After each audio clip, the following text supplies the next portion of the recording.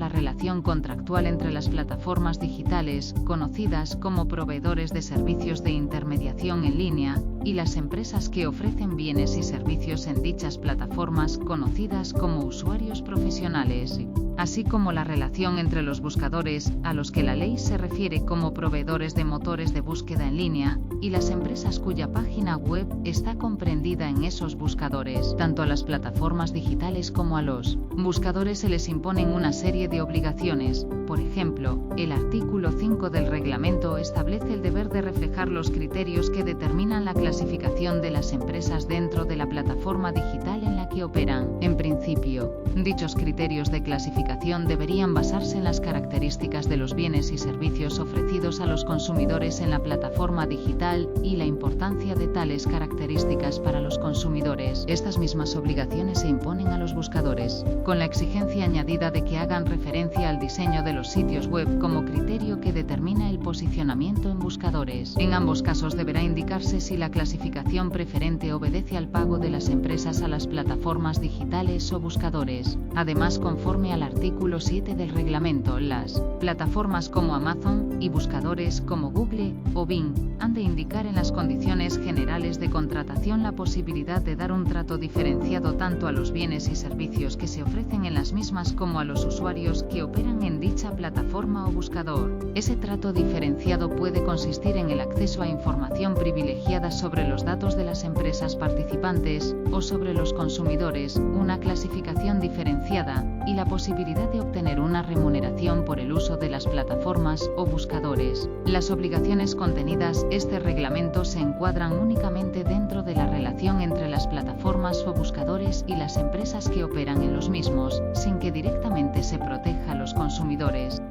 Por lo que la Directiva 2019-2161, introducida en España por el Real Decreto Ley 24/2021, traslada parte de esta regulación al ámbito de los consumidores. En este sentido, introduce en la Ley de Consumidores y en la Ley de Competencia Desleal reglas sobre conductas como el posicionamiento privilegiado en plataformas o buscadores sin revelar a los consumidores que dicho posicionamiento obedece a una remuneración. Así, el mencionado Real Decreto Ley introduce el artículo 20.3 de la Ley de Consumidores, el cual establece la obligación de informar a los consumidores sobre los distintos criterios de clasificación de los bienes y servicios ofertados por distintos empresarios en una plataforma digital. Esta regulación difiere respecto a la establecida en el artículo 5 del Reglamento 2019-1150, en que no es una obligación aplicable a los buscadores. El incumplimiento de este deber por parte de las plataformas digitales se considerará una práctica desleal,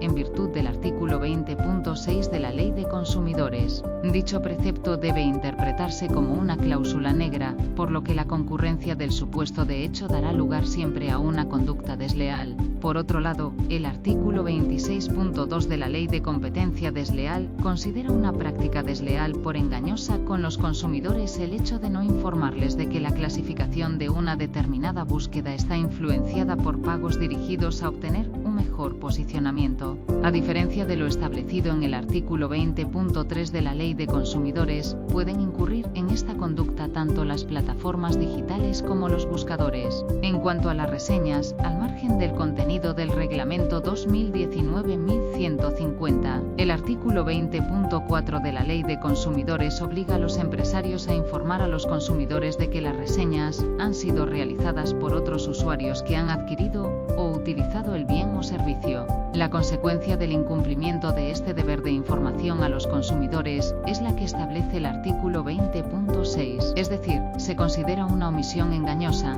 en el sentido del artículo 7 de la Ley de Competencia Desleal. De otra parte, la Ley de Competencia Desleal presenta una serie de prácticas desleales por engañosas en sus artículos 27.7 y 8, como afirmar que las reseñas de un bien o servicio han sido realizadas por consumidores que han adquirido dicho producto sin haber comprobado que verdaderamente ha sido así, y la inclusión de reseñas falsas o distorsionadoras. Los artículos 26.2 y 27.7 y 8 de la Ley de Competencia Desleal se encuentran dentro de la lista negra de prácticas comerciales desleales, por lo que su concurrencia también determina la existencia de una conducta prohibida por la Ley de Competencia Desleal. Las prácticas desleales cometidas por las plataformas digitales y buscadores conllevan consecuencias jurídico-privadas y jurídico-públicas. Respecto a las primeras, que están reguladas en los artículos 32 y siguientes de la Ley de Competencia Desleal, incluyen la declaración del carácter desleal de la conducta, la cesación y prohibición, por ejemplo,